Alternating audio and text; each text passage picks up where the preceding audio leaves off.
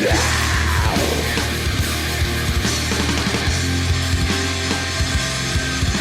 it's time to move on now. It's time for Murder Moose. Hey everyone, welcome to Murder Moose. I'm Holy Rod. crap! God damn it, Josh, you can. I mean, I don't know how, but you cannot interrupt me one time. No, that's just I've done it for probably 70 shows, so I have to do it all of the time now. So Yep. Well, we have brought along one of my favorite content creators, one of the coolest people in the world, in real life too. Ezekiel the Third. Just call him Zeke. How's it going, man? What's up, everybody? Thanks for having me. Episode 88. Man, you've been doing this a long time. I had no idea. Yeah, we started in September of 2020. Josh had done lots of movie podcasts and YouTube stuff for a long time, and then I had done a Hearthstone podcast for 3-ish years. It was just under 3 years, and I stopped that because I couldn't play the game without losing my goddamn mind. So I get that, man, for sure. Yeah, I mean, I was at the point where I was screaming at the game while streaming, and I'm like, yeah, I can't. I was like, I can't do this. I feel like a fucking lunatic. And I mean, you know how that is because you and I have similar tempers, which you've chilled but you out. are a lunatic, man. Like that's I'm a just the thing. Zeke's not though. I mean, it's so yeah, so it went about 6 months without podcasting, and I was like, I need more podcasts. So I met Josh through one of the communities I kind of picked up at the beginning of COVID. And here we are, 2 years later, and still going. And it's a blast, man. It's especially how we do this. It's very we don't prep. We don't do anything that's we just come in, we watch a movie. Right. That's all. And then We know how if you have friends that like movies and you've had actual fucking conversations with your friends about a movie, that's our podcast. It's got to be easy flow, just whatever. And yeah, it's just Sure. It's fun talking about movies with your friends. So why not do it on a podcast, right? Yeah, exactly. Is the Moose Canadian thing? Is that why it's Murder Moose? Yeah. I don't even know why it came up. I think when I was thinking about the show and starting it, Josh was my number one, oh yeah, Josh was my idea for doing it with, and I was Canadian and murder mooses. And I don't know, there was a video circulating on Twitter the other day, and it's literally a bear getting chased by, I don't know if you saw it, by the moose. I did see that, yeah. Yeah, and it was these things are fucking nightmare fuel. I mean, and that was just this week. It's aren't moose I was talking to Katie about this, my lady. Aren't moose the number one animal death in second only to the hippopotamus or something weird? I wouldn't be surprised, man. Rutting season is very, very dangerous in Canada, I've heard. Josh rides his bike around Canada, right? So it's he's yeah, but if you see a moose, fucking go the other way because they don't fucking care, man. They're huge. They're fucking massive. Do you remember that video that was circulating a couple years back of a moose just walking down the middle lane of a highway? And it's just you're it's a mythical fucking creature. It reminds me of that movie, The Ritual, which was that Netflix movie where they go out in the woods and it's a druid ceremony, with some weird thing. It's that's how big this fucking thing was. You're this is not from this world. So yeah, one of those mystical creatures that you see, and you wonder how it happened to be. Do you have to go? Do you go? Is a moose really what people thought Bigfoot was? They saw a moose and they're like, oh shit, this is something that looks like it's 8 feet tall and could stomp your brains in. I'm sure there's a lot of reasons that people see Bigfoot. I mean, moose. I would totally understand if you thought you saw Bigfoot and it was just a fucking moose. How maybe tall are they at the top? one. Like 10 feet with the antlers. It's real big. I mean, because we have elk in Colorado, right? And elk are real big too. You get 7 or 8 foot tall elk just with how big they are, and moose are like amplified on top of that. You're just like, fuck, these things are big. Yeah. So it you know what it reminded me of? It's I remember going back to like middle school when I went and saw Congo. You remember Congo back in the day? And dude, I still remember seeing Congo because I didn't see very many like drive-in movies in my life, but there was always a double feature, and it was Congo and the Power Rangers movie. And I don't know, I just remember Congo was in comparison to the Power Rangers movie, way fucking cooler. Being a kid and seeing a gorilla just fuck people up, I was like, this is nuts. There were 2 movies. And fucking Rocky Horror. What's his name? I'm blanking on it. In a while, but I know what you're talking about. But, Dr. Frankenfurter from Rocky Horror. What's his name? The actor? Oh, Tim Curry. Tim Curry. There you go. Tim Curry's accent in Congo, just insanely. I don't understand. I don't know what accent he was doing. I don't know what he was attempting, but it was it was a thing of beauty for sure. Yeah, there's a lot in that movie that you're going, what the fuck were they thinking? Including what do you call him getting swallowed? John Voight getting swallowed, in them having that from. God, dude. I like when they found the fucking place with all the apes and shit that like, you know, that were guarding the treasure, the diamonds or whatever. And the diamonds are just fucking like laying in the sand. Like they're just like some fucking grip on the fucking set was just, they told them like just pepper them in the sand here. They're like thump, just fucking dropping them here and there. That's 1995 for you, man. Like, dude, yeah, no shit.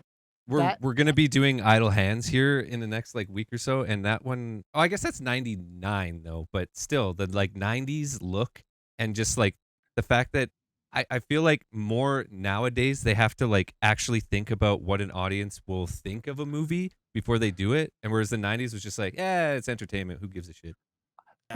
The 2 movies from the 90s that I always think of, because, and I'll explain in a second, are Congo and Anaconda. Because that was like when I was like in 8th grade, and like you started going out on dates with girls, and I was like sticking my hands down chunky girls' pants in the middle of Congo because you're a horny middle schooler. Yeah, like, this is the greatest thing of all time, and then you smell like stanky pussy for like a week because 8th graders.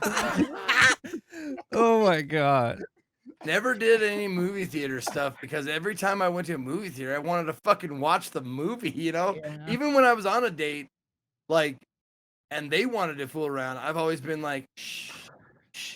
Hey, you know we're at a movie, right? Like this movie is on. If this cost me money, I'm not rich. This fucking shit costs like, you know, for back in the day, it was like $30 for 2 people. Yeah. With like the tickets and the popcorn or whatever you wanted, like, yeah. Holy shit, man. Yeah. Let me watch. I paid for this. Let me watch the movie. If you want to fool around, I've got a Chevy Chevette. We can do that in. It's got a hatchback, okay? You got a couple years on me, Ezekiel. Like I was born in 83 and you were born in 80. So you were like driving by that point. I was just in middle school going, yeah, that's the only place I've gotten away from my parents, man. Dude, you didn't have a place? You didn't have like a lovers whatever, like look? No. It like was a place where all the high school kids would go and drink beer and try not to get caught? It was more like no makeout freaking points? Yeah, exactly. No, I lived in an unincorporated township where like kids drove fucking tractors to school the last week of school.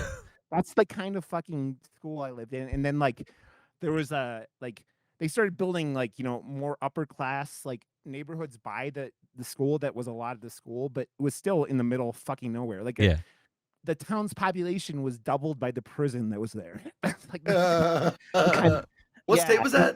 In Ohio. I grew up on the west side of Cleveland, so yeah. So I mean, it's not Montana nowhere, but you know, it's. Well, I mean, even we had like we had the rims, which like overlooked like because Billings is mostly like in the valley that you would say the valley, because you were below the rims, or you'd say the heights if you were above the rims. Okay. And the rims was where the airport, they set the airport because it was, you know, high flat part of the town. And just like, you know, if you go to the edge of the rims, that's where like all the kids would park. And there was like little craggy, rocky, like cavey kind of things that would just have graffiti and use condoms and fucking empty beer cans and like all that kind of shit. We'd all go there. We called it, we didn't know any better. We didn't know what Devil's Kitchen was, but that's what we called it. We called it Devil's Kitchen. Yeah. But yeah, that's where we go and like, oh my God, we smoked pot out of fucking dugouts and like out of like you would take one of the empty beer cans and do the fucking MacGyver pipe because there's no fucking head shops anywhere near us. So you'd smoke it out of whatever you could do. Like you like hollowed out cigarettes is what we'd like use as joints sometimes. It was fucking ridiculous. But yeah, so that's where we'd go. Like that's why the movies were so sacred to me because we had a spot for fingering and whatnot. I probably just didn't know what it was. You know what I mean? Like it was like I wasn't like no one. I just hung out with nerdy drama kids and stuff like that. Like a lot of my like time in high school. So it was like, you know, whatever. I don't know. Then talk about high school kids that are horny as shit. Drama kids. That's about as. I mean, you did some drama in high school, right? So dude, once I left like sports behind, like I left football and all that shit. Like like shortly into my sophomore year, I was like, I'm not doing football anymore. I'm gonna do drama and shit. And let me tell you, like my sex life got a lot better, like way better. Because those fucking damaged drama kids are just horny as fuck, and they don't give a shit.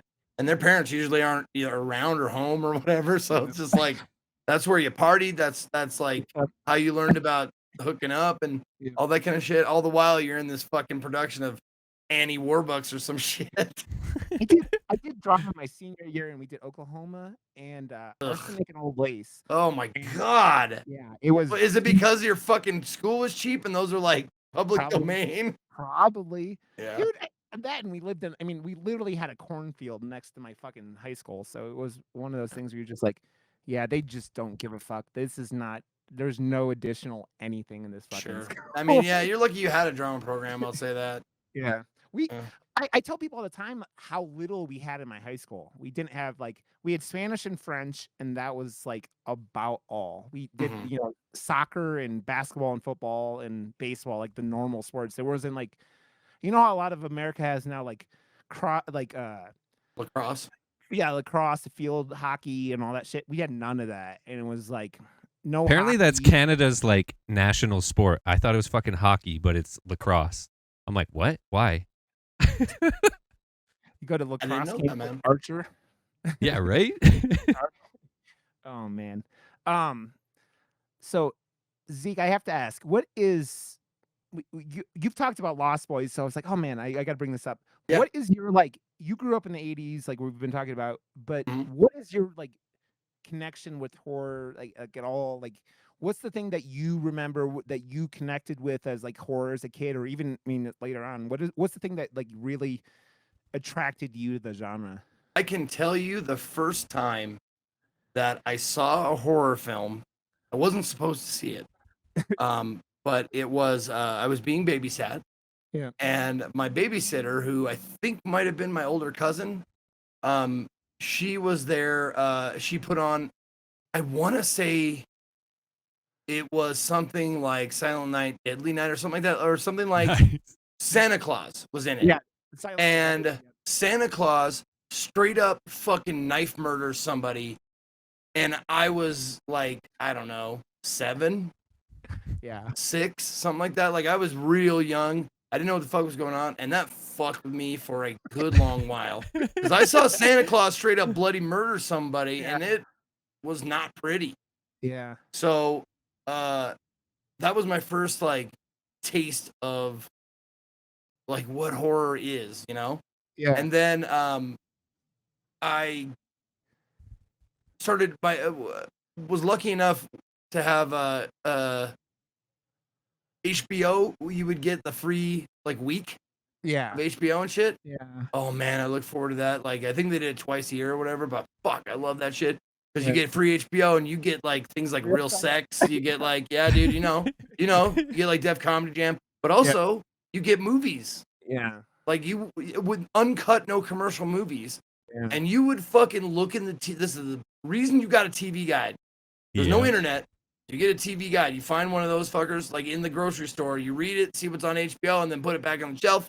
And then you find out like, oh shit, Creep Show's on, or oh shit, like, you know, Friday 13th, Elm Street, like all the classics. Like they played them every once in a while, and you'd the only other place you could see him was that goddamn Joe Bob, whatever his name, on USA. Yeah. And Joe Bob, he would, who's now incredibly popular again. I don't know if you know, he does. Oh, is he? He does a weekly show on Shudder, and they do like the horror community goes bonkers over it because it's like streaming, so he gets to show the real versions of films, and he's still popular. He's going to be at this Calgary convention Josh is moderating at here at the end of the month. So, yeah, very nice.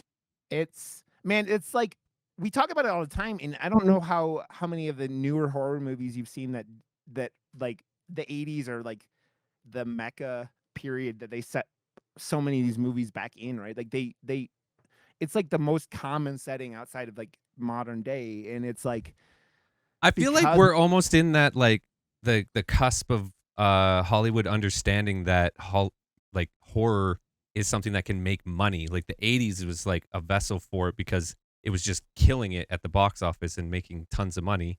And then it went away kind of in the 90s and early 2000s. But I feel like, you know, with the rise of all like the Babadooks and that type of stuff, it's kind of coming back to, well, and all the remakes are getting done too, right? I actually talked to Katie about this, and I think it's because we were way more like forgiving in the 80s. Like we knew that the blood wasn't gonna look like like totally real. Like we knew that like maybe Freddy Krueger's makeup wasn't gonna be as good in this one, but it's okay. It's okay. Don't worry about it. But like you know, anytime there's a horror movie now, it's we pick it apart, man. Yeah. And we don't like we've forgotten how to just like sit back and enjoy shit, you know? Yeah, we try, and we've only torn a couple of films apart, like torn them apart. And because it's like we know how hard it is to make a movie. Josh makes, you know, he makes short films. He gets to do all this stuff. We've been around all this stuff. And it's like we'll have plenty of movies where people are like, we're like, yeah, we had a blast with this. It's not perfect, but it's a blast. And then people come in and, oh, this sucked. This sucked. Like we did a Shudder just did a movie called The Sadness, which is a Taiwan zombie movie. It's not really zombies. It's more like 28 Days Later, where it's like rage virus kind of things. And the movie, right? Sure. It hits some like points, right? And like I was telling people, oh, this is pretty cool. And then someone watched it and they were like, oh, that was stupid. And I'm like, it's I don't know mental. What to tell you. It is fucking mental. That's what that movie is. It's fucking over the top. What was the name again? The Sadness. Okay. Like it tries to shock you, and if you're not shocked, it will try again, and it goes there, and then it goes there again, and it's fucking. It's definitely one to check out. There are acts in that film that the only thing I can compare them to are a Serbian film, which I've never even seen because everyone. Do you know about the Serbian film? So a Serbian film is like, what do I compare it to? It's basically the modern like, what are those the Faces of Death movies or VHS tapes from the 80s, kind of when like they show real people dying and shit. Where I hear a lot of them were. It's basically the only reason to watch it is to be shocked, right? It's there's no point to the film. It's just like it's shock worthy, and there are scenes in this, even though it's it's not like that. It has a purpose, but they push it like to limits that a lot of people, Is it called the Serbian film? Serbian film. Yeah, Serbian film. It's one of those film. I think it's the title though. Yeah. Oh, wow, okay. It was made in Serbia, I think. It's one of those films that like you go, oh, okay, that's the. Now, I mean, you know how everyone has that list, and it's on everyone's fucking list, at like top of the list of most fucked up movies they've ever seen, type thing. Yeah, sure. And apparently, this one slots right in either above or below a Serbian film. So it has comparable things, but the film has more merit unlike that film. But it's the kind of stuff where you're going. People are like, "Oh, I can't handle this," which is fine, but it's just like I just get upset that people don't they find every reason to hate films, right? And like I think that's one of those things like I think you have, especially with horror, if you're going to go in and watch horror films, trying to have an open mind and not just trying to accept things for what they are is way more, like it helps with the genre. And but that helps with all films, right? Like going into a film and going I was telling Katie the other night because I put Morbius on that Josh had. And I'm just it's like, a soggy cock. yeah, it's That movie is just a soggy cock. I've not seen it yet. Yeah, oh, I don't know if I will ever see it just because like it sounds like something that it doesn't sound worth it. It sounds like it's not bad, it's fucking boring, which is the worst offense a movie can make. Exactly. I always say that all the time. That is my I love The Room. The Room is not a good movie. The Room is a terrible film. But The Room, you can tell that those motherfuckers or Love Tommy Wiseau, film. Yeah, Yeah. he loves movies and he was trying to put something together, and it's that love is something that you go in, okay, this is cool. But like I can't watch it. But that's what I'm watching Sony fucking does, though. Sony doesn't know what they're fucking doing. Yeah. I can't watch it unless I'm watching it with somebody in the room. I can't do it anymore. I've watched it like a total of probably like 5 times, but the first time I watched it by myself, and every other time since then, it was with somebody, and I'm barely looking at the movie. I'm just going. Yeah. Well, that's At the person what it watching, turns like, into. Yeah. Like I went like Greg Sestero came to Calgary and like brought an actual worse script. Like there was worse scripts, and they did like a live reading in Calgary with it and stuff. And then he was selling the Disaster Artist book and all that stuff. So that was the last time I watched it, and they were throwing the spoons at the screen, and like that's I think like when you've seen it, it's not something that you just watch because it's so good and I have to watch it again. It's because it's become this like cultural phenomenon that you have to show someone, and it's more about like their reaction to how fucking ridiculous it is than the movie itself now. And shit like that, like that's horror all over though, right? Like it's the not only the movie itself, but also like the weirdness surrounding it sometimes. Like on certain like select cases like The Room and shit like that really pump up your enjoyment and your the hype of it all, you know what I'm saying? Yeah.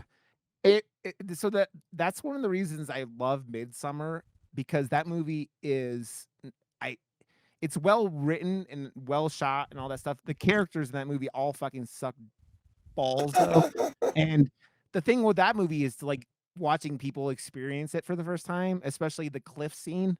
And like I had a streamer friend, and she was like streaming one day, and I'm like, "Hey, Helena, you've never seen this? Just watch this clip. Not on stream. I warned her, not on stream." Yeah. And she watched it on live, and you just see her face going, "Ah!" Like it's just shit, because that's that type of stuff. And another one of those that Josh and I talked about a while back was The Fanatic with John Travolta, which in Devon Sawa, which I don't know if you've seen. I think I might even talk to you about this movie at one point, like not here, but it is one of those movies that you go, oh my God, this is so bad. It's amazing. So Fred Durst directed it. Oh, wow. And there's a scene in this movie, Zeke, oh my God, that you would appreciate more than most people. Devon Sawa gets in the car with his kid, turns on the radio, and it's Limp Bizkit playing, and he goes, "Man, we used to jam to this shit back in the day," and it's just like the most crazy. He's like, "Turn it up, let's get like." But knowing that Fred Durst is in the back seat telling them to do this, it just makes you like cringe so much more. Like, dude. I mean, I don't think anybody in the 90s didn't have $3 Bill, y'all. Like that album, fucking bangers, like all the way. Dude. And like, it's only after that it started to get a little trite, a little played out, I guess. But like, dude, I know you'll be loving this shit right here. Come on, man. Come on, man. That and Korn were kind of my like.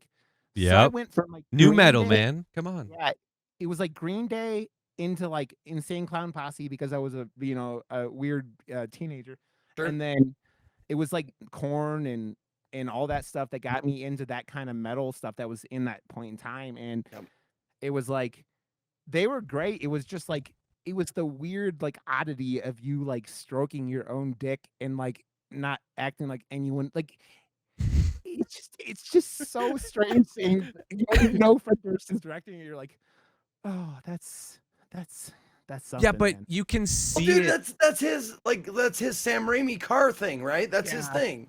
Yeah. Like he put himself in the movie. Like Sam Raimi puts that car in every movie. Yeah. You know. But Sam you Raimi, see though, the love for filmmaking that he has Yeah. in that movie. As much as it is like you just don't go like there's a line from Tropic Thunder that is don't go true. cold. Yeah. Yeah. And you And- just don't do it. And he did it, and John Travolta is just not the greatest. But the film has those like The Room qualities to it where it's like, oh, you know, this is really fucking bad, but it's like kind of like borderline so bad that it's good. Yeah, it's so bad that What's the it's name of it again? The The Fanatic. Fanatic. Okay. Yeah, Devon Sawa and John Travolta. It is John 2019. Travolta. Okay. Yeah, he plays someone who's probably he's trying to play autistic or something. They never say in the movie, and you're just like, Probably better that they don't say yeah. it. His name is Moose, which also is a funny part with this whole thing. It's one of those things. You're just like, oh, John Travolta, and his haircut in the film is just you go. It's straight out of Leonard Kenny, but like with like, you know, It's hard John to come back Travolta from that. in his mid-50s doing the shit is just Now hold on. Is John Travolta like a main character in it? Yeah, he's the main character in it. It's him, and he basically is obsessed with Devon Sawa's character, who's a movie. He's like an action star, and so like he's obsessed with this guy, and like, oh my god, that is John Travolta. Holy fuck! Yeah, I just looked at pictures from the movie. I'm like, is he in this? Oh, that's him, dude. Yeah, man, long way from Vincent Vega, dude. Yeah, fuck. The man literally has one of the strangest movie careers of all time, and that movie is just he really like, does. Yeah, it's well, it's he'll need another Quentin Tarantino type moment to bring his career back, right? Well, yeah, I mean, he's done some of those movies the last couple of years. Him playing Gotti, John Gotti or whatever his name was one of those movies that people like were like, how did this? I think he funded that too. Like he paid for that movie or some shit like that, and you're just like, oh, John. Like bad choices. Oh, it's supposed to be real bad. Yeah. Okay. He played John Gotti like in prison, going to prison, like the end of his life kind of stuff. And like it got nominated for like Razzies and all that shit. And oh, sure. Yeah. Yeah. It was real bad though. So I just looked up The Fanatic and it's got 16% on Rotten Tomatoes. Yeah. Actually, a respectable 4.2 on IMDb though. Yeah. Well, it's because the fans will go in and because it's not quite as up there as The Room, but it's close. Like it's that level of entertaining. So that's one of those movies I've put on for people randomly and gone, hey, you gotta watch this shit because it is ridiculous. So does it make you feel all Morby inside? Morby. It's Morbin time. Trolls 2 is another one that is. Well, it has its own documentary about the following for Trolls 2 and stuff too. So. Oh my god, that one, yeah. Yeah. It is. Wow, if you've never seen that one, it is I've never seen a movie with more stiff acting. Like it's just the acting all seems like they're reading it from cue cards and had never seen the lines. Well, it's because the before. director didn't speak English at all and just came in and was like, yeah, I'm making Trolls 2. And it's like, but it's not a sequel to Trolls. It's just called Trolls 2. It's not actually a sequel. It's just fucking a standalone called Trolls 2. It makes no sense. But that's why it's It's the most Italian movie thing ever because Italy does those films all the time, right? Where like they just do unofficial sequels to everything. But oh my god, yeah. They have everything has like it has the same name, but it has nothing to do with each other. Oh my god, that's so frustrating. There's a movie, the YouTube channel that I really appreciate named Brandon Tenold is his name, and he does all these review of these old movies, and he actually is the guy. He's one of the guys behind those in the what are those called? The horror documentaries that have been going around about the 80s, like what the fuck is that called? I forget what the name of it is offhand, but it is he does a lot for the community, but the movies he picks on the show are just so he does shit like Turkish Spider-Man and shit like that. Like yeah. Oh fuck. Which if you've never seen Turkish Spider-Man, I've never seen the full movie. It is literally has scenes where a guinea pig is like they put a tube in it, like a tube on a guy, and then they put a guinea pig in it, and a guinea pig eats through someone in a Spider-Man movie. So it's like I saw like little because I went to no, was it Doctor Strange that I saw that maybe? Alamo plays that clip. Yeah. I probably saw it there then because it was Spider-Man, but it was like not. It had nothing to do with like Spider-Man. It was like I think I saw. I don't know if I saw that one, but I saw one of them where it was like Spider-Man was like this debonair romantic like it was from some other country, but I don't know. But he like took off the mask. He wasn't like this teenage kid. He was like this guy with like this cool mustache and really like he took the thing off and cut back to him. His hair is perfect. Perfect, yeah. That kind of shit. That was great. I love it. It's one of the many reasons my wife and I went and saw X at Alamo Drafthouse, and she didn't know what X was. It was Ty West. Do you know Ty West? He did X. Yeah, it's a. It was like a slasher movie this year. Yeah. Oh no, 3 or 4 months ago, and it's about these people who go to shoot a porno in the middle of Texas in the late 70s, like so like right when pornos and like VHSs are coming out, and Texas Chainsaw. Yeah, and Texas Chainsaw. But my wife didn't know anything about this film, so we get him, and then Alamo's playing like porno advertising. She's like, "What the fuck?" That's awesome. So they actually like was it like hardcore porn like stuff? No, it was just like R-rated versions of like, like clips of stuff and like sure, gotcha. Yeah, and like those smutty movies that weren't porno, but they're close. Fuck, X was really good, man. I'm glad like there's some filmmaker out there still like pulling it to that like nostalgic look and feel, and it was fucking well done. Now is it just X or is it EX? No, it's X. Just X. Just the letter X. Okay. Yeah. So because I guess back in the 70s, that was like what they rated pornos, like when they were just like. Oh yeah, they still had X rating when I was like a young kid. Yeah. Yeah, wasn't Species rated X, or was that still R? I don't know. Yeah, I think there was one movie like there was some controversial movies that were supposed to go Showgirls or something. There was like way back in the day, Urban Cowboy. Yeah, Urban Cowboy won Best Picture as NC-17 or Midnight Cowboy. Midnight Cowboy, not Urban Midnight Cowboy. That's what it was. Midnight Cowboy. Yeah, it was rated X. Yeah, that movie is wonderful, and it's not a movie that I'd ever watch again though, because it's really depressing. It's one of those movies you're like, I can appreciate this, but fuck, it's sad. It's not like it's like this guy's going to live his dream, and he ends up like blowing dudes and fucking like old geriatric millionaires to like get by as Dustin Hoffman is like trying to get hit by cars. And as he's walking here. Yeah, I'm walking here. Yeah. He actually got hit. Like the car actually hit him, and that was an improv scene that the fucking taxi ran the line that they were holding a line of cars, and the taxi just went. Yeah, that is the definition, because I know you've done a lot of improv, but like that's the definition of just fucking being able to go with something and just going, oh yeah, a car just hit me, and I'm gonna not break character at all. It's improv, but it also like if you are of the method acting variety, like method gets a bad name these days because the people that do it are kind of bad ambassadors. Yeah, they're bad ambassadors for it. But like there's a limit to what you like should be doing method. But I did several plays where it was like once I walked into the theater, like method. I was in character. I was, we all referred to each other as our characters, like backstage and stuff like that, just to stay in it. And it does enhance the performance. It really does. But like once I walk out that fucking door, I'm not mailing, used condoms to people. I'm not doing any of that bullshit. It's funny because every time you hear about it now, it's always in a bad way. They're never like, "Man, this guy is he's like a method actor and he's just like the sweetest motherfucker in the world." No, it's like Tom Hardy annoying what do you call her in a Mad Max car for 12 hours a day and just Or driving her. Charlize. Yeah, she hates him because of that. Because Really?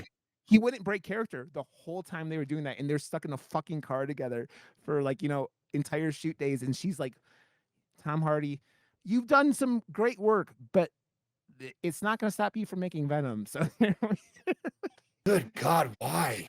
I don't know. I don't Man, know. It's that movie, like either of those movies, like yeah. they have so little merit like in them at Yeah. all. Like they're just a fucking mess. And they're So not many- even like Venom is such a cool character, Yeah. and they don't let I him do know. many cool things at all. Because the it's same thing with- Sony, man. Sony doesn't know what the fuck they're doing. It's Morbius is the same way but worse because then they have the vampire running around killing people, but then with no blood for most of the movie because it's Mhm. PG-13. It's a soggy cock. Can we fucking stop doing that? Can we please, for the love of fucks, can we please stop making good movies PG-13? Yeah. Can we please just take away the fucking rating system? My Yeah. God, man. It Well- just, it makes like, I understand why they do it, but man. Well, it's funny, like you could push that stuff and make it well. Like, I mean, you were talking about the Doctor Strange and what Sam Raimi was able to do in that as a PG-13 movie. Like that the character, there's a character. I'm not gonna say it because there's probably people who haven't seen it yet whose head implodes in that movie, and it is one of the gnarliest things I've ever seen in a PG-13 movie. Like you're like you could push that stuff, but it's like Which movie is this? What are you talking about? Doctor Strange. Oh, yeah. In the But that's Sam the Raimi. multiverse or whatever. Yeah, Sam Raimi just knows what he. I mean, dude, Drag Me to Hell is one of the gnarliest PG-13 horror movies ever I made. fucking Like, love that it. movie is so good. That was good, dude. That was Yeah. good. I'm scared of watch a that, man. handkerchief. Because that's goats and shit like that, right, man? So yeah. Okay, speaking of that, let's dive into. We are going to talk about The Lost Boys today. Hell yeah. Really a classic, and it's one of those movies that I think it's one of those tentpole vampire movies, right? It's one of those vampire movies that gets talked about. I was thinking It's about because it they did it right, man. Like there's, I was thinking about it before this, like the amount of different ways vampires have been done over the years. There's like, you know, the classics and Dracula's and all that stuff. But I feel like this is the first one, and it's so fucking punk rock. I love the look. I love the feel of this movie, and I love that they did like vampires right. They got, you know, they did the tropes, they did the whatever, but I feel like this is all around like the pivotal like vampire for me. This and like maybe Blade for like, you know, setting the bar for what I want in a vampire movie. It's, I mean, I think two of my favorites. I still don't know if Let the Right Ones In is my favorite, but the other one of my favorites is Fright Night. Fright Night is another that just perfect vampire movie from the 80s that is like Yeah, not the nails- remake. No, I like the remake though. I don't think the remake was bad. I just don't think it was as good as the original. Yes. Are you a fan of Fright Night, Zeke? I don't think I ever watched it. Like I might have caught pieces of it, but I never watched it all the way through. You should check it out. So It's a lot of fun. It's very much like old Hitchcockian thing, very much in a lot of ways, because you have a kid who wakes up and his neighbor, this guy moves into his house next door, and he realizes his neighbor's a vampire, and he's just trying to, you know, show everyone that, like, convince everyone because he's afraid this guy's gonna eat him. It's really well done, but it's up there with like it's debatably as good as this movie. I think that watching this movie again, because I've watched it 3 times over the last couple weeks because I wasn't sure when we were gonna get to record this, and so I don't even mind. It's like one of those films that you can just put on and you're like, oh, this is just fucking dope, and I could do it whenever. This movie, I think one of the biggest things about it that makes me giggle as I watch it, you can tell there's still scenes in this film that you go, these motherfuckers really wanted this to be Goonies, but with vampires at times. Like, 'cause that was the original concept. It was like this was supposed to be like a PG-13 vampire movie in the vein of Goonies, but then Joel Schumacher came in and he was like, nah, I want to do this. I want to make this hardcore. And because Corey Feldman was in it, and he was in fucking everything in the 80s. Yeah. Well, Corey Feldman and Corey, what do you call him? Both Corys. Oh, yeah, Corey Haim. Yeah. That's where they started the Corey duo. Yeah. In the two scenes of this film that really stick out to me with that, Corey taking a bath feels like it's like made for a much younger kid because like he was about what 13 or 14 when he was doing this film. Let me see. What year was he born? He was born in 71. So he was like 16. So he's probably like 15 when he shot this. The bathtub scene feels a little bit younger than that. Also, his brother in this film, Jason Patrick, looks like he's about 28 and is like been playing professional minor league baseball for the last. And like in the movie, Corey Haim is supposed to like his mom wants him to be babysat by his brother, by his older brother. Yep. And I'm like, man, I'd sell that kid cigarettes. Like, I don't know why it fucking needs babysat. Like, are you kidding? He asked his mom if he could get and crawl into bed with his mom, and I'm like, I think that's Joel Schumacher. That's something else going on right there. Joel's a weirdo, man.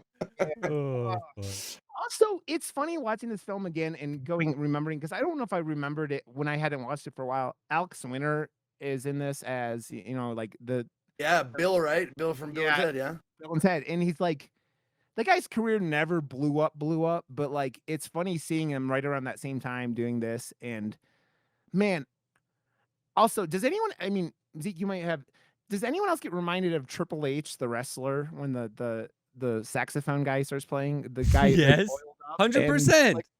I thought it was Triple H. Dude, there's a thing on Netflix. I don't know if it's still there anymore. I want to look it up, but I think it's called The Clothes That Made Us. Like, it's the movies that made us, the toys that made us. Okay. Yeah. I think there's one called The Clothes. Let me just make sure I'm right. The Clothes That Made Us. No, maybe not. But it was on Netflix. Oh, Warren Stories? Yes, I think that's it. Warren. Yes, it is Warren Stories. Okay. WRN, Warren Stories. And that dude, the saxophone guy, talks about that cod piece. Everybody on the show has like a half an hour episode, and they talk about one piece of clothing that means something to them for one reason. And the Lost Boys fucking saxophonist guy talks about that cod piece. And he talks about it like, when I strap that on, man, it's and he's like very honest. Like, when I strap it on, dude, like I feel like a superhero, some shit. Yeah. And I rewatched that. That is one of the greatest scenes in the movie. It's so when good. He's sitting there, like, I still believe. And he's just jamming. Yeah. And his fucking hips are going, dude. He's fucking there, fucking the entire audience. Oh my god, this song is a fucking killer. You could hear all the pussies in the audience just going, oh man. Sploosh. Skadoosh. No, skadoosh. I'm a little older than guys, not that not that much older, but like he didn't look like Triple H to me. You know who he looked like? Who? Brutus the Barber Beefcake. Oh yeah. Yeah. That's who he reminded me of. Oh man. When I actually started watching wrestling in the like mid to late 90s, it was like when it was the Attitude Era, right? It was like I started with Bill Goldberg and beating 9 billion people in a row. That was my boy. I transitioned over to to WWE, and it was like Triple H, Stone Cold. Mankind was always my favorite because I got a hold of the Insane Clown Posse, got a hold of somehow got the rights to do commentary over it was a Cactus Jack versus Terry Funk match from like death match from Japan, and just those two making jokes for the entire match, and just like while these two are like putting each other through barbed wire and like all the crazy shit that Mick Foley did, and you go, man, you gotta respect these motherfuckers. And to this day, you just like these people still do this shit, and they're just like, I was watching a deathmatch tournament yesterday, and I'm like, you guys aren't making any money. You're making money, but you're not making like a lot of these guys have like full-time jobs, and then they go like put each other through like thumbtacks and glass panes and shit on the weekend. Like, man, it's not a fucking around, man. Which makes me think of when with Shawn Michaels in him throwing his partner through the window that made Shawn Michaels real famous back in the day, right? Mm-hmm. I have to say, man, that song is a banger, but the music in this movie is fucking awesome for the everything. time. Yeah, it was fucking haunting, especially the Cry Little Sister song, the theme song of it. Yeah. They would that fucking chorus of kids that were my age when I saw the movie, and they're saying "Thou shalt not kill" or whatever. Yeah. Oh my god, that was part of the like the whole movie had it oozed style. Yeah. But more so, it oozed like it had an effect on me that was like the reason why I picked this movie is because almost every single person in that movie, I wanted to be them. Oh yeah. I wanted to be Michael. Yes. I wanted to be David. 100%. I wanted to be, like the sax guy. I wanted to be like all those guys, man. Like they were so fucking cool, and they were, and the thing with that is that a lot of things, like a lot of other movies, like fall short is you don't get the sense that they're taking it seriously. In this movie, like every single person in that fucking movie is taking it seriously. They like, oh my god. Kiefer Sutherland the entire time is just like he's the coolest motherfucker for the entire film, and he doesn't even have that many lines. Like he has more lines than the other vampires he's with, but like he's just cool as fuck the entire time. And dude, all those guys, Alex Winter is the not the other three are like really good looking dudes. Alex Winters is a little goofy looking. I mean, he does a good job. He is a little goblin-y. Yeah, he's like there's a reason why they go, we'll get the little one first, right? Like when they go first come, first staked. Was that little vampire humor? I still think though my favorite character is Grandpa, but we'll get to him later. But Kiefer's entire presence, like, so I don't even think I saw this movie until after I'd watched like 24, like when I was in like, high school. Oh, really? What? Been a while, yeah. So, dude, I saw there's a bunch of just judge. Well, dude, like I can't imagine like that, like 24 being your first taste of Kiefer. Yeah, he's pretty good in almost everything he's ever done. Like, don't get me wrong, Kiefer's great. But like Kiefer in the 80s, dude. Yeah. Like Stand By Me, totally. Lost Boys, fucking Flatliners. Oh my god. He was the fucking king of cool. Val Kilmer sucked his balls, man. He was so cool. Val Kilmer, who, man, I mean, then he got bat nipples. I mean, that was I still want to see that documentary about him, which is supposed to be really, really good, about like him overcoming throat cancer and just like it's supposed to be. Did you? Did you see Top Gun and him in that as well? You haven't seen it yet? We're gonna probably go try to see it next weekend. Zeke had a meeting and we couldn't go see it because like it was a bad series of events. Anyways, like you got your eye strained like on Friday, and then me and Katie both thought each other got tickets, and it was like it was a series of events. Speaking of that, Katie asked me to ask you that if you bought tickets. And if you haven't, she will do it. Yeah, I'll tell her. It's amazing though how like there's nothing in this movie that feels like. My biggest problem with the movie isn't even a big problem; it's a little problem. How the vampires attack them in the last scene is the goofiest part of the whole movie. But it has my favorite scene though. Like I did the poster of my favorite scene. Death by Stereo was like my favorite band growing up, and then a few of my bands got to play with Death by Stereo. So I got like that was like my first tattoo was the Death by Stereo like logo on my arm. So seeing this, being able to do the poster and do it like Death by Stereo, fuck! That poster was hot shit too, by the way. Yeah, thanks, bud. I don't. It's not even. I just think if they would have gone in at the same time, they would have fucked the family up. That's what I'm like. Why Yeah, but that's one of those 80s tropes though. It's like one at a time in action movies as well, right? I was just gonna say Bruce Lee would have been fucked up so many times if they didn't come at him one at a time, man. You gotta. It was like the rule in the 80s. Exactly. Also, I have a feeling that this movie had something to do with My Chemical Romance, like turning into like the Black Parade and everything like that, with the little kid running around, vampire kid running around with his band suit or Civil War costume, whatever the fuck he was wearing. Yeah. Which I love that kid. Like everyone in this film is just like they just do exactly what they needed to do. Joel just like he knew what he wanted, man. He's like, I'm gonna do this film the way I want it, and like you know what one of my favorite parts of the film that actually is like I never thought about until rewatching it. This is one of the first vampire movies that justifies vampires sleeping in coffins, right?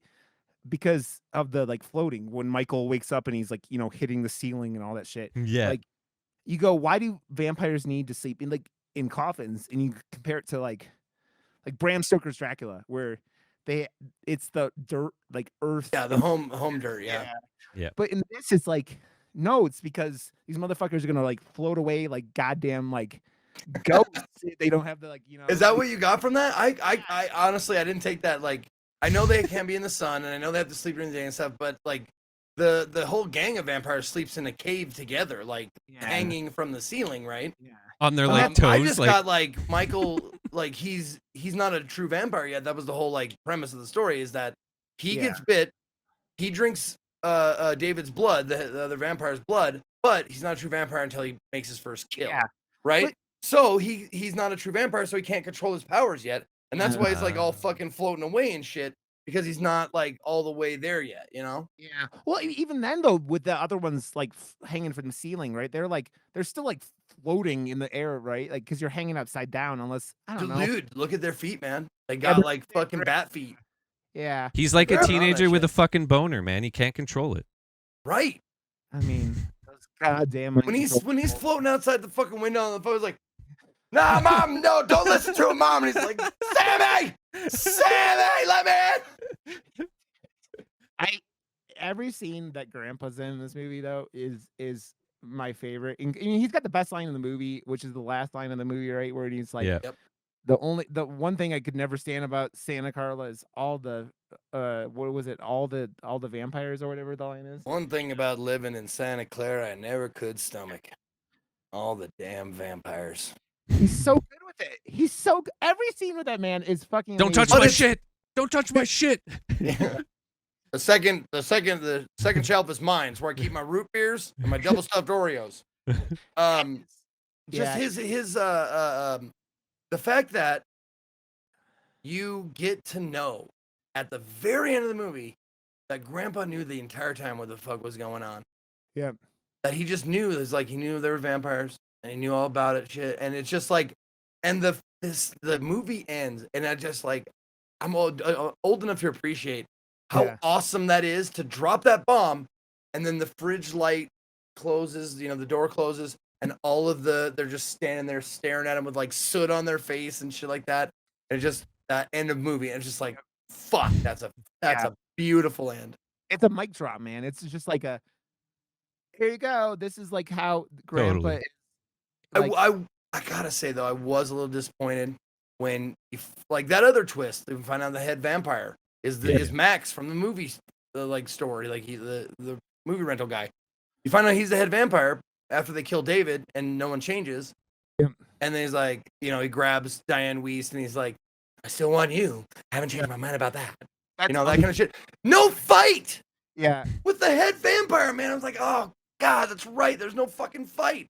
Grandpa busts through, stabs him like by chance with a stake like that was on the Jeep and shit. But like honestly, where's the fight? Come on, just let him beat the shit out of Michael for just a little bit. Well, there's none of that, and that's kind of what I was saying with that one. It's a short film, right? Like they add that, it would have been 98-minute runtime. Yeah. They do all that where the first guy gets nuked by Nanook. like the dog knocks him in the bathtub and he just wipes out, and then like the one he shoots with a bow and arrow not once but twice. Misses the first time. Yeah, well, he gets him. He misses the heart. Oh, and don't forget the line.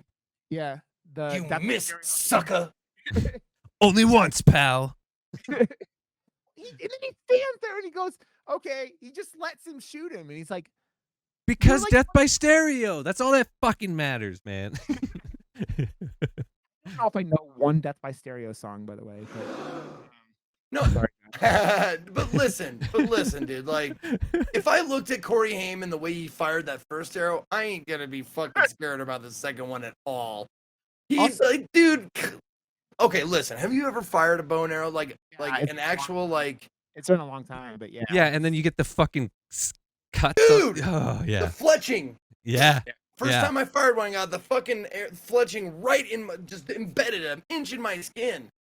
Firing an arrow accurately is fucking hard as shit, dude. And we never see him practice. There was no montage of Corey Haim getting good with a fucking bow and arrow. Because I guarantee you, it's gonna take at least a month of practice to get to break the skin with it, let alone hit your mark and nail him to the fucking what? Did he fire from a bazooka or some shit? Just fucking like, like, no, are you kidding me? Swiss cheese. That's what apparently we've learned. Jesus Christ, man. He also hit him in the center of the chest, which, if you know, is not where the heart is.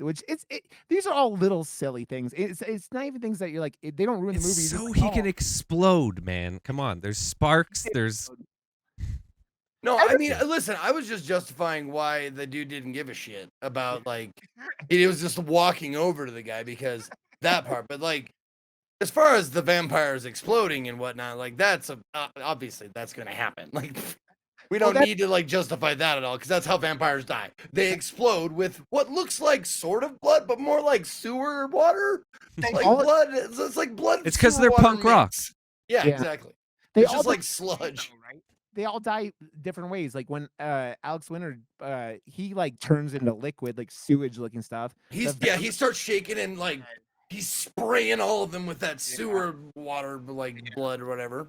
And then the first guy he has the most metal death out of all of them because he turns the movie into the Poltergeist where he possesses the pipes and it's apparently that was a weird one.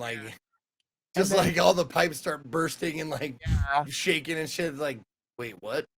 That's what year did Poltergeist come out? Poltergeist was before this, right? Yeah, Poltergeist was 84, I want to say, 85. I think so. And you're just okay, that was the most Poltergeist kill of all time. And then fucking 82, man, it's way older than that. 82. That's another one that we just that's why, because we just hit the 40th anniversary of that yesterday or a couple of days ago of that releasing. And I don't know if you know about that. People to this June day, 4th, 1982. Yeah. Yep. Whoa. People to this day say that it wasn't Tobe Hooper that directed that. It was Steven Spielberg. And people are like, what are you talking about? Because they say that about a whole bunch of movies. Yeah. Well, the whole thing with that was Steven Spielberg was the executive producer and he wanted to direct it and he couldn't. Oh, I'm talking about Poltergeist, not yeah, that too. It was written by Tobe Hooper and Steven Spielberg. Yeah. And that disrespecting Tobe. Or written by Steven Spielberg, Mark Grace, and Mark Victor. Yeah, and Hooper just directed it, but he did. Yeah.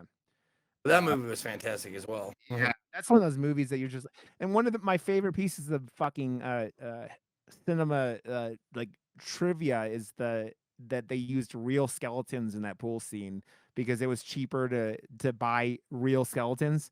They did? Wow. Yeah. So the actors didn't even fucking know. They didn't know that they were getting into the fucking the mom didn't know she was getting into the fucking the pool with a bunch of fucking skeletons that are you're just like, man, now if you pulled that shit now, someone would get their ass sued into a fucking oblivion, right? It would be Caroline. Caroline, don't go into the light, Caroline. This house is clean. Dude, that was such a great casting, of that. And didn't the little girl that after the third one, they made 3 or during the third one, I think she'd already shot all her stuff. She had a obstruction of her of her balls or something like that, and it killed her. And you're just like, Bowels. Yeah, I heard balls. I That's what fucking I heard heard too. balls. I was like, wait a minute, is there more to this story? no, I meant bowels. Yeah, I and know. balls. That's the rhino, Josh. Not, No, that's the murder moose, okay? Just take it. it's, oh man, you know what's Oh. funny? Go ahead, Zeke. I was just gonna say, getting back to Lost Boys, Tim Capello. That's the name of the sax guy. Yeah, Just want to give credit where credit's due. Like, Sexy sax made- man. dude, he made a fucking like career like out of just being sexy sax guy. And you know, Lost Boys, where a lot of people remember him. He also like did a lot of shit with Tina Turner. Okay, yep. Yeah. He toured with Tina Turner in the 80s and 90s. Was that his song then? You know, let's see. I'm not sure because that was one of those things I never knew. Also, while you look at that, one of my other things before you figure out that Marilyn Manson was a piece of shit, he covered the track from this music, the Cry Little Children's song. If you've never heard it, that song's a bang. Manson's cover of it was really good too. So yeah, so there's a lot with that. That song was It's by Jeremy Camp, I think. If I looked up the right one. It makes sense. I don't know why it makes sense, but it makes sense. Why can't they make good fucking vampire movies anymore? I don't understand that. Like, when was the last? That's a religious song. Fuck it. Nope. Oh no. What was the last good vampire movie like that was made in the last like fucking 10 years? Like Corduroy Vampire. I mean, that wasn't the me and you like that, other than like Let the Right One In. I haven't seen, but that I don't even think was in the last 10 years, was it? I think the good Well, that's vampire 2008. shit is comedy now, man. It's What We Do in the Shadows, dude. That shit is fucking Oh bomb. right, yeah, that was good. I think the last big good vampire movie was 30 Days a Night. By Tim Capello. Yes, Okay. actually, you're right. 30 Days a Night was pretty fucking good. It was an interesting take on the vampires, and it was something that was different for sure, right? It was like it made them more zombie-like, right? They were like more feral than most vampires are. The Underworld movies were okay; they were entertaining, but they weren't like the best. You know, Kate movies, right? Beckinsale's fucking hot, and she can hold a gun. Yeah. But those movies were meh. Yeah, they don't make good werewolf movies either. I mean, they don't make 30 Days of Night. Yeah. Yeah, that was Which like one was Josh that? Okay. Hartnett. So yeah, they live in a town in Alaska where they It was The lose Thing. sun for 30 days, yeah, and then Right. No, I was just wondering if you guys would say that is like, because that's not 10 years. I think it's older than 10 years ago. I don't know, man. We're getting old. These start 30 Days of Night, 2007. Oh wait, Yeah, that Freaks shit's of Nature 15 was fucking years alright, old, homie. but that's like comedy, fucking shit too. So or I mean, comedy, Freaks of Night. I mean, yeah, it's, man, it does like what I don't know about the last good vampire movie. Then like real good one. I liked My Heart Can't Beat Unless You Tell It to, but that movie is not going to be a lot of people aren't going to like that, Josh. I don't like corduroy pants that much, man. I just went to a site that said best vampire movies. I just said best vampire movies the last 10 years, and Doctor Sleep is on there. Yeah, they What? call them psychic vampire. They're psychic vampires. Fuck that. They're I don't know, shiny-eyed man. creepies. Tell you what, if they made a movie with Colin Robinson in it, I'd go see that. Dude, he's my favorite. If not, like he's up there with Ron Swanson with my favorite television characters of all time. Like that's how much I love Colin Robinson. He's such a cool character. Yeah, they don't do very much anymore with him, right? Like it's Dark Shadows, I guess. Like, ugh. yeah. That I wasn't. saw that one. I heard not good things. Not to mention Twilight. Yeah. You know, I what? did will watch say- Night Teeth, that new one that just came out like last year or whatever on Netflix. Like it was entertaining, but it's not fucking good. Like There was a good one that Shudder put out, but I can't think of the name of it. They're on this number 2 on this list is I've never heard of it, but it has Tom Hiddleston and Tilda Swinton called Only Lovers Oh, Left right. Alive. right. Is that vampire I- movie? Yeah, it is. I haven't seen it though. It's one of those Okay. movies that like super indie. And Tom Oh, really? Okay. Yeah, it's two of that's one of those the cast of that like alone. Those two are such good actors, both of them. Like Mhm. Tilda Swinton's done a lot of movies that are real good, but like don't get a lot of credit. Like she did that movie with Ezra Miller called "We Need to Talk About Kevin." Like, Oh Oh fuck, yeah. that's such a good movie. Talk about a fucking bow and arrow, man.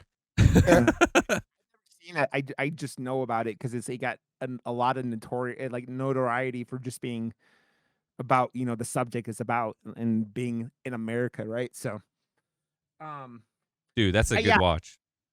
it's funny too because I hadn't seen this movie in like I watched it again a couple years ago, but like my wife and I watched Gilmore Girls 2 or 3 years ago, and Edward Herman as the head vampire after seeing him in Gilmore Girls as like the father is pretty funny if you've ever seen Gilmore Girls. I also his the one thing with him was his makeup looked way worse than everyone else's, and I don't know why. Why did he look hokier than the other vampires at the end of that film? Because he doesn't transition until like that last scene, right?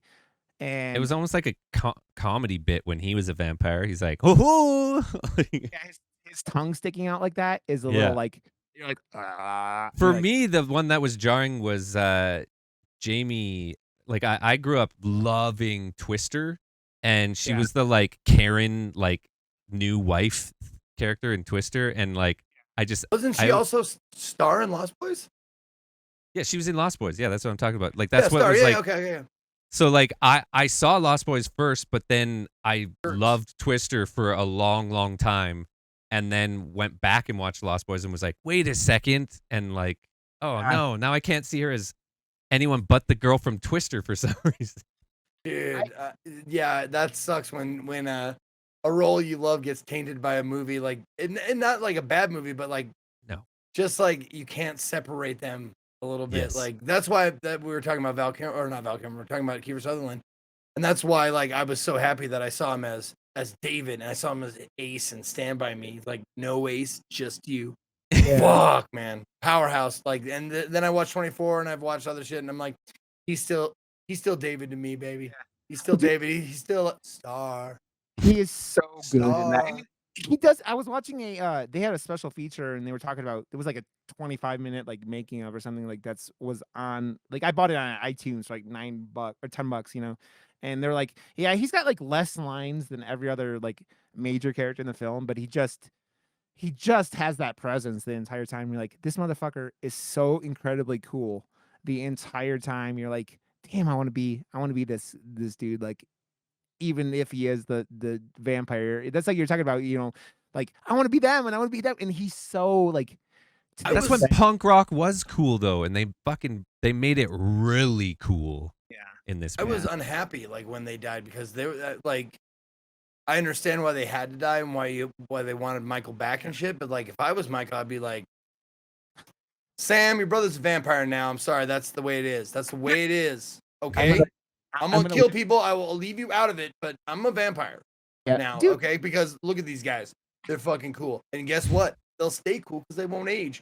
They're vampires. That's the thing and with we're in a vampires. band now. Yeah.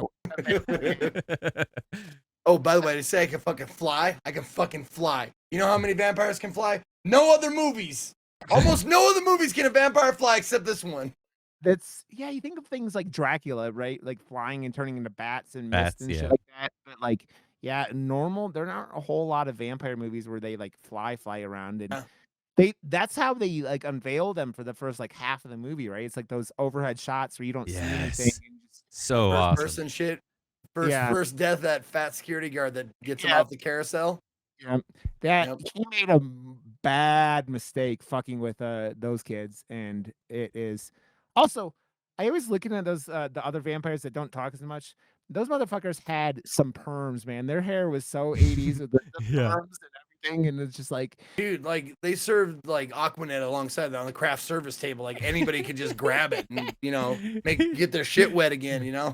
it's man, their hair, the outfits. I mean, Corey, Sam's outfits in the whole movie, they were like making him trying to look kind of weird, but like he's got everything in the like pattern wise he's wearing in that movie is just like so 80s. Very much, yeah. It's He's got got the that- big shirts and like the the loud like neon-ish colors and stuff like that. Yeah. And like I was like, is this dude like? Because I know like Santa Clara is not a real place, but it's supposed to. I'm guessing like upper like West Coast, like because Yeah. of the trees and shit. Like I want to say like Oregon, Seattle-ish kind of a thing. They're in California, so but Okay, Yeah, so I they're in thought it was, like- California. Okay, yeah. Yeah. like Northern Cali, or I don't know where they're at, but like Santa Clara is not a real place. But he comes from he's like fucking Phoenix. Like Yeah. he comes from Phoenix, Arizona. Like that's a fashion mecca where Yeah. like shit like becomes the style. The Well, Phoenix, you've heard read the Phoenix this. style, right? Well, his brother is like kind of like looks way more like the average person walking down the boardwalk, like at the beginning of the film, right? Like he's got like that. He's got jeans that fit and a gray shirt. I even noticed that. I was like, in contrast, when they're standing, him and his brother standing next side by side, he's wearing just like Levi's, like fitted Levi's, straight leg Levi's, belt, gray shirt tucked in. And and the reason why I was paying attention to that, because I was watching the Stranger Things, the new episodes of Stranger Things, to see like people that dress like that, like people who dressed like goth in the 90s and that's really that. And not everybody dressed like that. Most Right. people dress like jeans and a shirt, like It never gonna go out of style, and it was always in style. So I just watched yesterday 11 on the Wing Show, First We Feast, and she was talking about how it sounded like everyone in the mall scenes especially are wearing 80s clothes that like that they somehow had that like still had tags on them and shit like that were from the 80s. And it's just like, man, they went hardcore with like that stuff, and it's just like that mall is in that show. We talked about that whole season last week and how like perfect that season is and how they nailed everything. But that mall, man, is that third season was so much happening in that mall, right? But Oh, yeah. like they did such a good job with that. And it was like, I guess 11, they had her as a producer this last season. really? So she was doing a lot of the stuff with the contributing to the bullying stuff. And I didn't know she was British until that also. She's Really? No, yeah. So Wow. I just assumed she was an American doing a British accent in that Enola Holmes movie that was on Netflix that my wife loves and I've never seen, but no, she's really British. So yeah. Millie Bobby Brown. Which is that sounds like you're from like Georgia or something like Yeah. that. That name is like it sounds so southern, but yeah. So Well, I was gonna mention like getting back to Lost Boys. You were talking about the minion vampires, the off vampires, the not Davids. Yeah. And like they didn't have a lot of lines. No. Some I don't even know if like they had more than one or two. Yeah. But like They're in the Just the background playing the scene- piano in the band, though. Like, no, totally. But like in the scene where they jump through the train tracks and like convince Michael that they all jumped, and shit like that, and then they end up hanging on. But like that dude, the one dude, he's like, all right. And I can't remember what he says. He says something cool, and then he goes, and he just falls, and I'm like, that's fucking cool. That's how you act with no lines. That's great. Good job. Yeah. Like I love that shit. Like I was cool. Like there was not a not cool one in the bunch. They all The worst, yeah. the worst fucking character in that movie was Corey Haim. Yeah. Like was they- Sam. Like one the of those Frog background Brothers, characters was fucking awesome. Bill from Bill and Ted. So like he was like quintessential 80s, like early 90s shit too, right? So Oh he yeah. in this, and like just the amount of people that came from this movie and went on to just like fucking kill it is, yeah, it's something to be said about the cast and just being in this movie in general.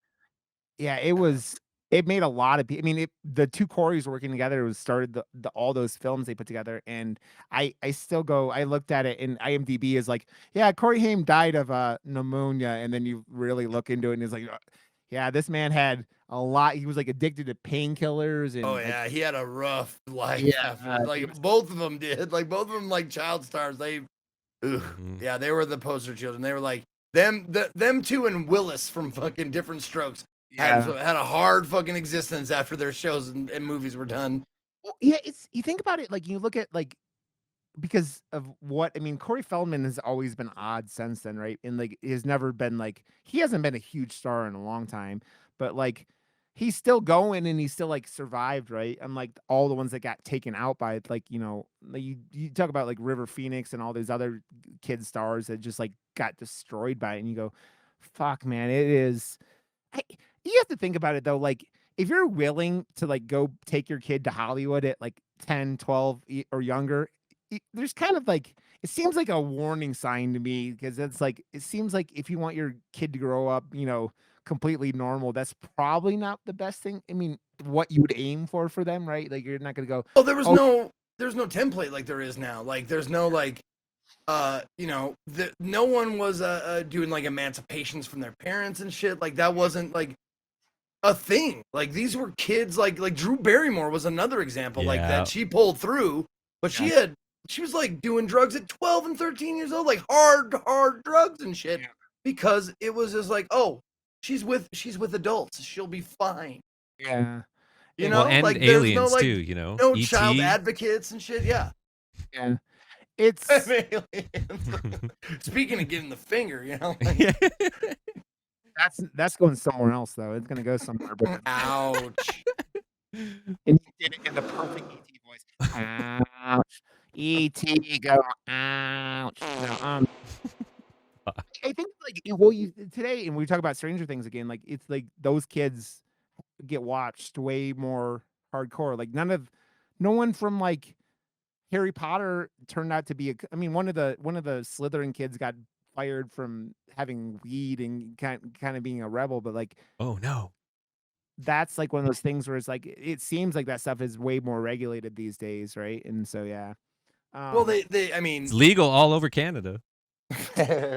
It's no, like being a child star now, like it took the horror stories for people to go like, oh shit, like kids who are making lots of money and are not being supervised by parents, and shit like that, like, or the things where parents just steal like half or all of their money and don't leave anything for them, and they're the I mean, look at we just saw the Britney Spears thing wrap up, right? And like all the things that went on with her, and she was another one. Like she was a Disney kid, right? She was on all the Disney shows and shit, and like she was Mouseketeer, her and Christina Aguilera and Justin Timberlake.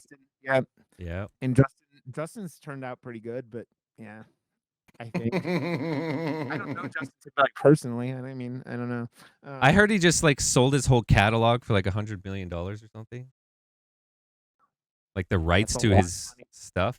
Yeah. Isn't that Michael Jackson sold a bunch of his like catalog while he was still kicking, didn't he? And then was like it was a lot of money. I think it was like he bought the Beatles catalog. He did that too, yeah, right? Yeah. Yep. Him and Paul McCartney were buddies, and now they weren't anymore after that. That's yeah, it makes sense. Oh man. I feel like I'm kind of surprised to this day that this movie hasn't been remade. Especially with all the remakes coming out of these 80s movies. We talked about things like, I mean, the remake of Friday the 13th and, Nightmare on Elm Street and how badly that went. Them going off and like, they made the 2 direct-to-DVD sequels with the Frog Brothers in the last 10 years. I don't know if you guys know about that are supposed to be real bad. Like, oh, yeah. Yeah. Wait a minute. Like the actual, like they. Yeah. Oh, wow. They had Corey and his brother from the movie in them. The only tie-in, yeah. Edgar. His name is Jameson Newlander. Alan Frog. Yep. Which, I saw him in the making of trailer thing or the making of documentary that was on the thing, the special features, and he looks like an accountant from like that went to NYU. He doesn't. No, really? Wow. Okay. Yeah, he does not look like a. He doesn't look like a movie guy. I mean, you even see him on IMDb. He just looks like more like a normal guy, and it's funny because he has so much like less input compared to his brother, right? It's like it is all Corey, and like Edgar's like has all the lines. And I don't know if you guys heard about it. He talked about how when he's like applied for the role, they're like, "You're doing good, but we need you to turn it up." And they gave him a bunch of Jean-Claude Van Damme movies and shit like that, and like the bunch of action movies from the mid '80s, and like, go watch this. And we want you to be like Rambo and shit like that. And that's why he's doing that. It makes me laugh the whole time because he sounds like he's been smoking for 35 years, like, and he's like 16. You know, you're like, how's your voice that deep, man? Come on. And it's because they wanted him to be like rough and hardcore, and he nails it, man. It's weird. He reminds me of fucking Daniel LaRusso. Like looking at him, he looks Yeah. like he looks like the Karate Kid a little bit. Oh man, I still have never watched Cobra Kai, and I keep hearing how good it is, but Well, and you say like he's supposed to be like Rambo, and like Corey Haim is the one or Corey Feldman is the one who had like he had the headband, he had the fucking camo shit. Like he's the one who looked like Rambo. Yeah, that's who I meant. I meant Corey Feldman, if I wasn't clear. Yeah. Okay. Yeah, he's just talking about balls again. Yeah. God damn it. Okay. I was talking about. Damn it. God damn it. Oh man, it just really is one of those vampire movies. I would like. I hope they start making vampire movies again, but like they don't make a lot of these. They don't make werewolf movies anymore. They don't make vampire movies anymore. Yeah, but look at what's fucking happened when Universal's like, hey, let's attach the whole dark universe to fucking Tom Cruise and the Mummy and force it down people's throats. That will go really well. No, it didn't. And I don't know. Like, is there an audience for like studio horror? I know like James Wan is like one of the only fucking filmmakers that's allowed to make like studio horror anymore. And maybe the Scream team and Halloween team. But those are big franchises. Like to find a new vessel, there isn't like a huge vampire franchise that could live on like those ones do. Slashers are something a little different. And whereas like that's why I think this movie stands out above the rest, because it does have that like whimsical feeling, kind of like the Goonies, where it will stand the test of time and be something really fun to watch, as well as it does all the vampire tropes so fucking well. So I don't know. This one's just, it's a special movie. Yeah. By the way, the Mummy with Tom Cruise is I hate that movie with every ounce of my being. It was bad for 2/3 of the movie. I say this all the time, but it was too bad 2/3 of the movie. But when they try to introduce the dark universe shit at the end of it got. It's so forced down your throat. Yeah, it's one of the worst movies I've ever seen. You're just sitting and going, this movie was bad, but it was fun. And you guys just shit all over it. And it's just like, man, how do you ruin something like that? And it was bad the first, but like Tom Cruise has charisma, all 5'6" of him, or however little that man is. So yeah, I don't know. They have the Nicolas Cage, him playing Dracula coming out, right? Like they're shooting that right now. So we'll see how that goes. Are you a Nicolas Cage fan, Zeke? I can't in good conscience say yes, but like, man, he's one of those characters that like, he'll make 10 movies and one of them will be fucking magic. It'll be so goddamn good, but the other 9 will just be like varying degrees of Cage. Like, are we Cage on a 3? Whoa betide you if you're Cage on a 9. If you catch some of that fucking cagey business, like holy fuck. But like, you get shit like Leaving Las Vegas, fucking gold, got him an Oscar, deservedly so. That shit was heartbreaking and wonderful. You get shit like Raising Arizona. He was fucking bonkers good in that movie. Dude. But then like, and then there's like palatable shit like Con Air, but shit where they let him be Cage, I can't do it. I'm out. Have you seen Mandy? It's too much. Yeah, have you seen Mandy? Mandy, no. Oh, it's so good, man. It's so metal, and it's so like it. But those are like, when he was fucked over on his taxes, and his like accountant really like was stealing from him and not paying the bills that he said he was, and all that stuff. So he had to do like the direct to DVD movies for like years and years to like pay off his debts. And every once in a while you get like a movie like that, Mandy, in the middle, which was like super indie. And if he wasn't in this situation, I doubt he would have even taken a second look at that. And it was fucking awesome. Yeah, it's really well shot, really cool, and really like Josh's metal is a perfect word. And that and Color Out of Space. I know Katie said she hated it, but I really liked that movie. I mean I that haven't was seen it. more That's that a was no for me, dog. I mean that understandable for that one. But like even Pig, like Pig, how much praise he's gotten. I still haven't seen Pig. I Me heard neither. things about Pig, but I need to know the cage meter. Like, what is the cage meter for Mandy? Like, how cage is he? Oh, he's uh full. He goes full on, man. 7, 8. I don't know. I can't watch it then. I don't know why I wrote it down. I knew it was gonna be too No, much dude. cage. No, for no, me. no. But it's on purpose. It's the style of movie that it actually is. It's fucking crazy movie.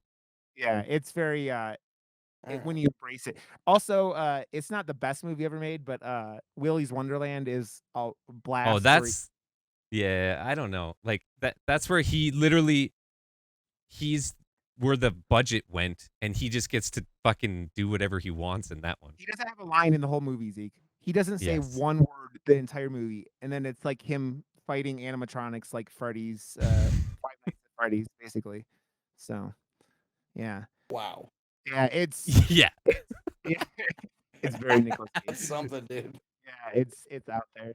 Oh man, I have to say, I don't know if there's anything else we have with fucking Lost Boys, but it's such a fun movie though. It really is, man. It is. Well, okay. Let me give you my little like synopsis of the reason why this movie like spoke to me. At one, I was young when I saw it. I was pretty young when I saw it. I didn't see it in theaters because it came out in 1987. I was 7 years old, so didn't see it in theaters, but I did see it on VHS.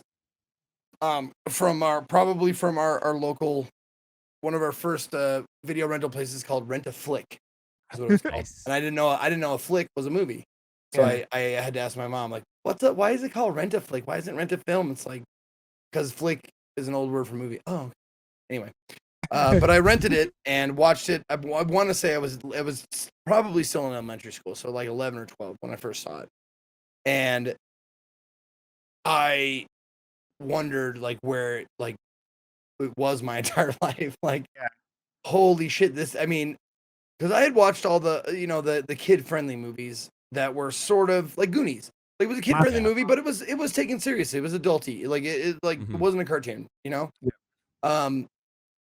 And then I watched Lost Boys and I was like, it felt like I wasn't supposed to watch that. Yeah. You know, it felt like I was doing something bad, but so super cool at the same time. And I got to see like the coolest people, like the coolest dude, like David, the head vampire, Kiefer Sutherland, was like the coolest fucking person I've ever seen on a film up to that point, and probably one of my top 5 coolest movie characters of all time. He wore like the fucking punk rock like metal outfit. He wore like the trench coat. He had the fucking dyed blonde hair. He had the earrings. He lived in a fucking awesome, like the Lost Boys cave, like the Lost Boys tree. Yeah. They lived in that kind of a thing. That hotel. And they tell you like they tell you why they lived there or how they were able to live there, because it used to be a resort. Fucking earthquake sucked up a lot of the resort, and this is what was left. So they fucking just moved in there, and they have like chandeliers, like broken chandeliers hanging and stuff. Like, that was a crazy awesome place to live. If my 11-year-old me wanted to live in that cool place, Yeah, you know, boys and like fort. have and have like privacy away from like everybody else, and like you could do what you want. I could put up whatever posters I want. I could listen to the music I like, you know, all that type of shit. Like, and being a gang of fucking vampires, who like have all these powers and can fly, and you know, god damn. And then the music, like, it just tied everything together for me when you started hearing that chorus of children singing you know, Cry Little Sister and that kind of shit. It gave a religious kind of a feel to it.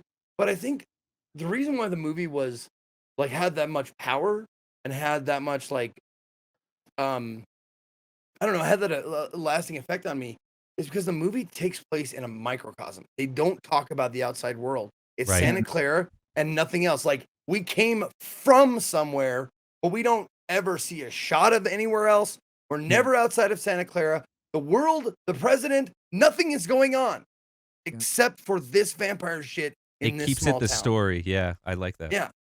And dude, that's just like, it's so awesome. And even like, I wanted to meet the Frog Brothers. I wanted to hang out with them. You know, I wanted them to like teach me how to fucking kill vampires and stuff.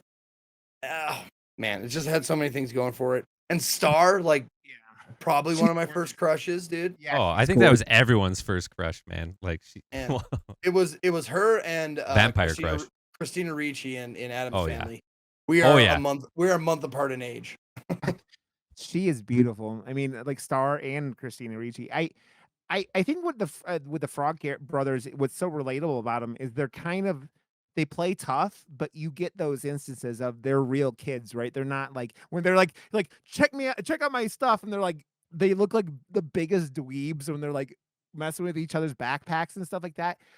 But they're also like they're that thing where you know when you're a kid and you want to be brave and you want to be like cool and you want to be all that stuff, like they go into a fucking vampire nest that they know is a vampire nest, and they're like, yeah, I'm gonna go do this. And then they get scared, which is even more realistic, but they have that thing where they're like, yeah, I'm so fucking cool. I'm gonna go in and do this. The hotel is so like a you know, when you like are kind of like pissed at your parents when you're like, 12, 13, like that time frame you're talking about, you're like, man, fuck this. I'm gonna run away. And like the Lost Boys, I mean, it's the whole Peter Pan thing and where the name comes from, right? It's that thing where you're like, you get to that fantasy of escaping from all your troubles, even though you're that age and you don't realize what real troubles are most of the time. Not that all kids don't, right? But it's all that stuff where you just like they execute so much stuff where this movie is like you see this at the right time frame. I always talk about Alien is that movie for me where it like connected me to horror. And I remember seeing Alien and just being how like science and like space trucking and all this stuff, but there's like these creatures that could do all this stuff, and like you're going, damn, this is fucking dope. And Ripley is one of the coolest characters of all time, right? So it's like that stuff where you like it hits you at the right time frame. You just go, fuck, I love this. And it has all those factors. You're doing a checkbox of things that fucking kids would love, and this movie does all of them. And it's funny though, because like you get those tones of when they wanted to make this movie younger. Like I said, like it was more of like a not R-rated movie, but like Joel just came in and just made it his own and did all this really cool stuff, made unique looking vampires, made unique lore. Like, and you know, another thing that I really liked, they don't ever really answer all the questions, right? They don't answer everything. They have like holy water works in the movie, but it doesn't kill the captain, or they don't really answer all the things with him, right? The head vampire, like, because don't they pour water on him, like at the dinner? But I thought they were trying to get him with holy water. Yeah, they did. No, here's the thing. He explained it at the end. He goes, you invited me in, silly boy. Don't you know that means you have no powers? You have no power. Also, garlic was proven not to work. Yeah. Garlic didn't work, but he I wonder if he had tried to bless that water, and that's why later on they go and get the. I love that scene though, where they're like in communion or whatever. They come into the church and they just steal a bunch of holy. Yeah, start filling up their water pistols. Yeah. That's cool too. Like when you're like that's like so Goonies type shit right there. Yeah, that's the stuff where you see that, like, right? But yeah, this movie. Well, going back before we get too far askew here, we were talking about the Frog Brothers and the fact that like they have all this knowledge about vampires, right? Yeah. They're like, here, read this. Think of it more as a instruction manual, right? Yeah. It's Kill All Vampires, the comic book or whatever. Yeah. And you get this idea like, oh man, they do this all the time. Like, and the first vampire they kill him, and they're leaving, and they're running back to their car after they kill Alex Winter Vampire. Yeah. And they say something along the lines of like, what happened back there? It's like, he pulled a vampire head trick. He woke up and started talking. Like, oh, you've never done this before. That's like the clue in. Like, they act all badass. They know there's vampires, but this is the first time they've ever taken any real action against them and or killed one. Yeah. It's like the Stranger Things thing where he's like, I don't know. I was, fighting 16-year-old kids playing karate. Yeah. What is up with their parents? That's what I want to know about the Frog Brothers, because you don't go into anything like there's this comic book store that you have these two teenagers just like running by themselves. It looks like every time you come into this comic book store, you never get any like instance of their parents, how they have how they're in charge. I mean, they have to, you would think, but it's like the two characters are so like you don't know a lot about them, right? That's what you're talking about. Like they come across it. What is the line? Oh, we're pretty sure there's a werewolf and a ghoul in the city council government or something like that. Yeah, high places in government. Yeah. And you go, okay, how do it's almost like it's like the summer vacation type vibe, though. Like that whole thing where, everyone's in this little place and the parents are doing their own thing and the kids are off for the summer so they can just, just be home by fucking 10 or whatever. And like everything else is completely fine. Yeah, I think, they're not in school. It's summertime, right? So they're working in their parents' shop. Yeah. It's like, you're going to work for a living this summer. You're not just going to lay around and play video game, play your goddamn Nintendo. You're going to go work in the comic shop. And kill zombies. Burgers, like Bob Burgers, right? Like it's a family. Exactly. I was just, damn, you were on the right page with me because I was about to say the same thing. I was like, it's like Bob's Burgers, like reincarnate. By the way, the Bob's Burgers movie is awesome. It's worth seeing for sure. It's a lot of fun. It was way better than the Simpsons movie, which, it felt like they were stretching out a 20-minute Simpsons episode. Like the Bob's Burgers movie actually felt like a movie that they, had the full plan, and it wasn't just. And definitely better than the Aqua Teen Hunger Force movie, which you don't take a 10-minute Aqua Teen Hunger Force episode and stretch it into a full movie.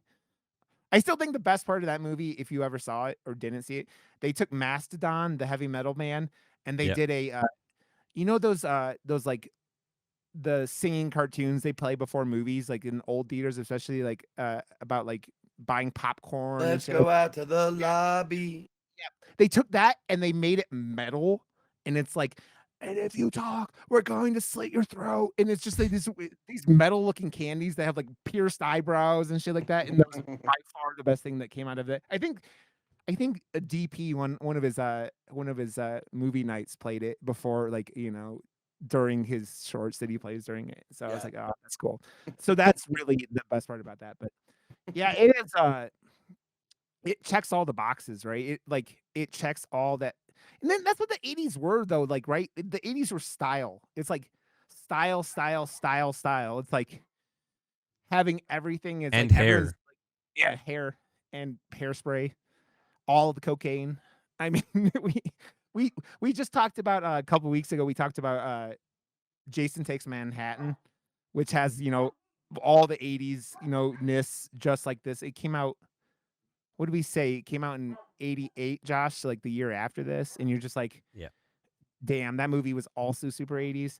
And that was back when, by the time they were already censoring the shit out of movies, right? 1989. Yeah. There's a gap because I think 1 year there was some, like, because 80 was the original, and then so it's like number 8, so there's like 1 year off between making, Jason movies, right? Oh yeah. Okay. So yeah. Well, oh man, I just want to say, like, right now, this podcast has been as long as The Lost Boys. We just hit the 98th minute. Oh, that's perfect. We talked about. I mean, we bullshit around a lot of the other stuff, but yeah, it's why we like doing this so much is because we get to bullshit with people and like each other and about all this stuff and like stuff that movies that meant a lot to us, right? One of my earliest memories is watching I don't even know what vampire movie it was, with my grandma up in her attic when I was like real little, like I had to been like 5 or 6, some vampire movie. I don't know what it was. And then I went into like I transitioned into reading things like Goosebumps and oh yeah, Stephen King and all this. I mean, I read it at 11, which is so did I. Yeah, it's a lot of like how I am what I am now, at this point in time. But horror gets on into you, and like I feel like I hear all the time people are like, I was hanging out on LZT stream before, like, he's like, I don't want to be scared. I'm like, I don't know, like, I don't. Maybe it's just because I don't get scared, but like I get into stuff or I get creeped out or I get whatever, and I'm like, I don't know, man. I like it's just that thing where it's like always been part of what I enjoy, and We're so desensitized to it because that's our number one go-to genre to watch anyways. And I think yeah, the people that say that type of stuff, it's not whatsoever. So when they go into it, there's this like anticipation, and the anticipation is usually the worst part of anything anyway. So they're building it up to be this way bigger thing than it ever is. Then once it's over, they've had this like adrenaline rush, and that's what people tend to actually like about it. You and I were watching it as like essentially critics at this point for yeah. the genre. So we're not, yeah. I don't remember the last time I was scared from a fucking horror movie. It's been a long time for me. Like I remember being scared at Blair Witch and Paranormal Activity a little bit. A lot of that had to do with like being in a theater full of people, right? Yeah. That are like It screaming adds and to it. Yeah. yeah. So yeah. Last movie I got scared at was Event Horizon, and Yep. that like I was well into my teens, so it wasn't like it just opened up that door in your mind that says like if the universe is infinite, what Yeah. horrors are out there, and it just like terrified me to the core to think like, holy shit, there could be like a galaxy of just it's hell. Yeah. It would be hell. Yeah, yeah. Dude, Exactly. Like rewatch hell, that when he says movie. hell is just a word, that resonated with me forever. Yeah. The sound effects in that movie are fucking hilarious. Like going back and rewatching it, and like the special effects, like other than all the like prosthetics and the hell shit, all stands the test of time. But all the like space shit and like explosions in space, they're terrible. And the sound effects are so like 90s Mortal Kombat. It's like they reuse the same sounds in Mortal Kombat like the year after when wow. he did that. It's Yeah. so ridiculous. But That's Also, awesome. that was love it. another one of the movies that the studio just destroyed it. They cut like Yeah. 45 minutes out of that film, which is why the plot, especially in the beginning, is so like you don't get all the backstory that Paul Anderson, W.S. Anderson had set up for Yeah. them to be like, all the images and crazy shit they're seeing later on. They're like, yeah, this isn't like you're not as clued in as he wanted you to be because they cut so much of that film. And that's the film that you hear about they dropped like somehow it was in a Transylvania mine or some shit like something insane like that. I don't know, man. But studios fucking with films. You go, fuck. I mean, did you watch the Snyder cut of Justice League? Yeah. It just I don't get why anyone would put that much money into anything and then like fuck with the artist's like vision, right? Like why do you fuck with something that goes you're giving him all this money to do this and then you come in and fuck with it because you think you know better? It just doesn't make any sense, right? It doesn't make any sense. And that's like that Snyder cut was awesome. And I'm glad he got to do it. I'm glad that obviously had more circumstances with his daughter's death and all that stuff, but like that was Yes. never going to be a 4-hour, Snyder cut, right? It was like it just got redone by good old what's his name? Who turned out to be a creep too from Firefly and all that shit. Not Firefly, what the fuck was his name? The guy who came in from Avengers and everything. Why am I Joss losing Whedon. Yeah, Joss Whedon. Yeah. Yeah, it was Firefly, right? So Oh, he turned out to be a creep. That's a yeah, he got Me Too'd pretty hard too. Yeah. oh, wow. Like, yeah, he was another one, and you're just like, oh fuck. That's one of those things. Man, a million nerd hearts broke that day. Yeah. But then everyone in Buffy was coming out saying some shit too. Yeah. Oh, God. Yeah, that's what's her name? Not Charity. What's her name? It starts with a C. That character was like real hard on that motherfucker and all the shit he pulled during that. So yeah. Oh man. But man, I'm hungry. yeah, but we're good, man. We're good to wrap up. I gotta see, piss.